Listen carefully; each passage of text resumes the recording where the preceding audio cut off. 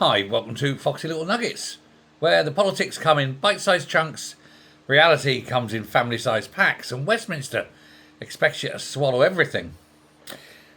First up, Britain is baking, the drought is spreading, and so naturally, one assumes, this is an excellent moment to make it harder to develop drought-resistant crops. The Telegraph reports that Labour's proposed food and farming agreement with the EU could force Britain to align with more restrictive EU rules governing precision-bred and gene-edited crops. Britain currently has certainly a more permissive regime, allowing scientists to develop cross crops. These are cross-fertilised or genetically altered slightly, with characteristics that could have occurred naturally through conventional breeding. Only by doing it this way, it is significantly faster. That means that crops that are designed to be drought resistant, for example, resistant to disease, potentially requiring fewer pesticides, better for everyone, isn't it? Now, this is precisely the sort of agricultural technology that might come in handy when half the country looks like the surface of a Rivita. But under Labour's EU reset, British rules would once again become tied to Brussels. And that problem is, Brussels won't allow us to do that. So while we could have a crop that would grow in an ever-warming Europe, we're not allowed to because the backward savages of Europe say, oh no, we mustn't advance anything. We must stick to this tilling the soil. The peasants are revolting, aren't they? So what you do is you scare everyone into climate change belief and then tell them, well, we're not going to change the crops, you're all going to starve to death. Marvellous, isn't it? But that's Labour. Moving on. And something is happening, and something remarkable, actually, is happening to Kemi Badenoch. People appear to be warming to her. Yes, I know, sounds weird. But YouGov put Badenoch's net favourability at -11, which sounds dreadful until you discover that it's her best score ever. And it's the strongest rating recorded for a Tory leader on that tracker in more than 5 years. Other polling has shown the same broad trend. Badenoch's personal numbers have been steadily improving, even while the Tory party itself remains stuck in a three-way battle on the right with Reform and Restore. More in Common has previously described it as the Badenoch bounce. But actually, the Kemi Naissance, is that underway? Possibly, maybe. Badenoch's advantage is she survived the period when almost everyone decided she was doomed, and she's come out the back end of it stronger. Certainly her performances at question time have improved, and she's increasingly comfortable at the dispatch box. She's willing to pick the fights, and, crucially, voters are beginning to form the opinion of her based on what she actually does, rather than simply remembering 14 years of Tory government. But does this mean she can resurrect the Tory party? I mean, steady on. I mean, let's not go down that path just yet, but it's possible. I mean, it's going to require 3 miracles, a defibrillator and the personal intervention of Lazarus, but for the first time in quite a while, Kemi may actually be becoming an asset. The Tories absolutely need one.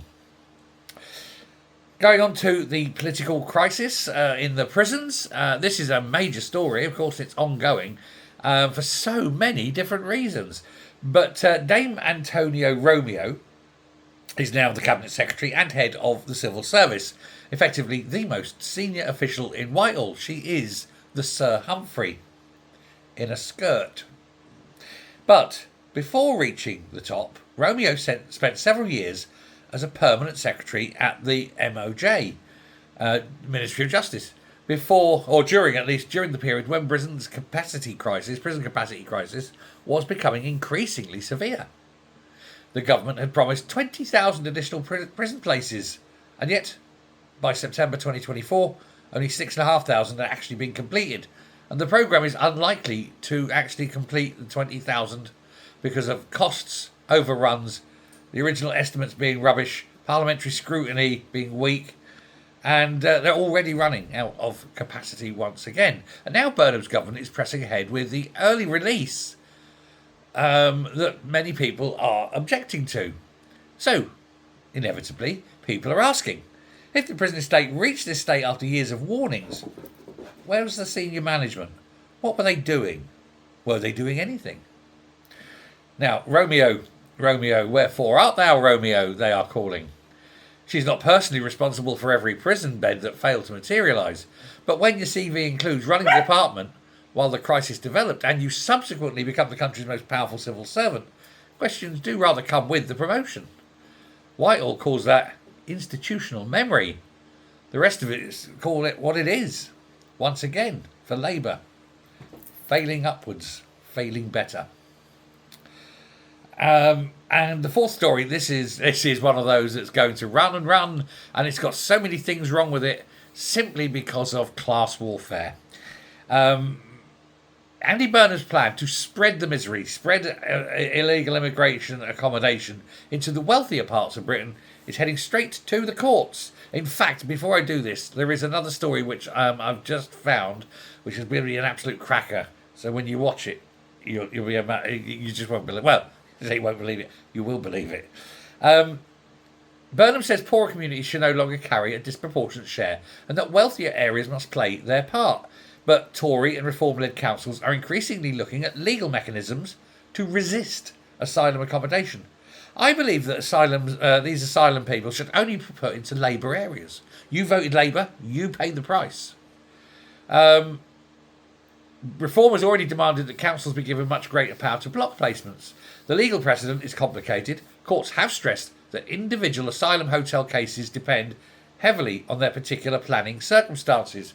But councils have previously pursued injunctions and planning enforcement against Home Office accommodation. Burnham's latest proposals have only poured petrol on this. Labour's argument is essentially, for years poorer towns have had too many asylum seekers, therefore the fair solution is to distribute them somewhere else.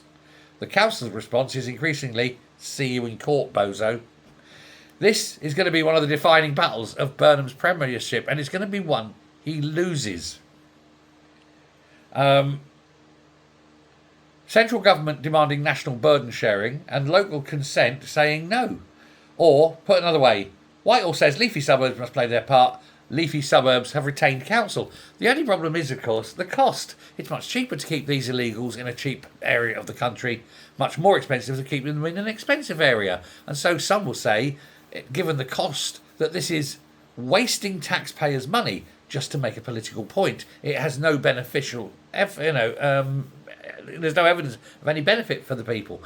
The other argument, of course, is you're going to end up with illegals being placed in better homes than most British people could ever afford in their lives.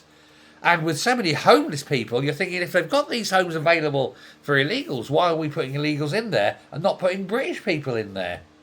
So you're going to get a British family shoved in a bed and breakfast, while some illegal gets a nice 4-bedroom detached in leafy Berkshire. Doesn't seem fair somehow, does it? And that's where the civil wars will rise from. That perception of unfairness. Then, of course, there's also the fact that people have just about had enough.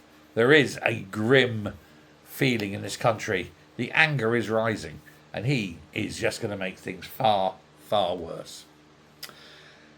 And finally, after all that, something genuinely rather lovely, actually. The V&A has only got so much space, and it's only got so many things that it can show at once because of that limited space.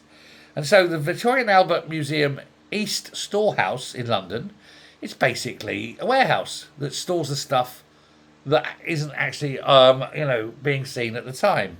So they decided that they'd let people wander around the warehouse. More than 500,000 people have visited since it opened. It's only been open this year. First year ever, 500,000 people.